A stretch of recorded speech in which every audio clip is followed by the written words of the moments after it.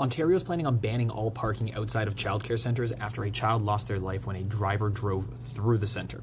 So let's talk about why this isn't the right policy response. The idea here is that if we prevent parking outside of childcare centres, nobody would be able to, in theory, accidentally drive through a playground or a building. But that doesn't, in theory, protect anybody who is already in the parking lot from accidentally driving through and still doing the same thing. What the government should be doing instead is paying for all childcare centres in the province to have bollards installed. These things. For example, a childcare center in my neighborhood only has parking that's directly in front of the childcare center. If there's no other parking spots, what are parents supposed to do?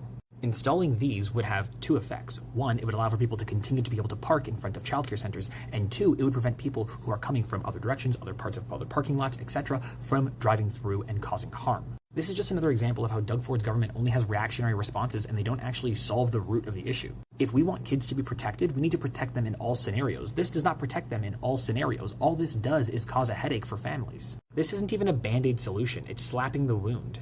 But this costs money, and we all know how Doug Ford feels about spending money in education. I've said this time and time again, Doug Ford does not care about your children. He does not care about keeping them safe, because if he did, he would make sure that these are installed at all public childcare centers. Because preventing parking does not stop people from driving through playgrounds or otherwise driving through the building. We have seen other childcare incidents before where people have come off from the side of the road into these childcare centers. How does preventing parking stop those accidents from happening?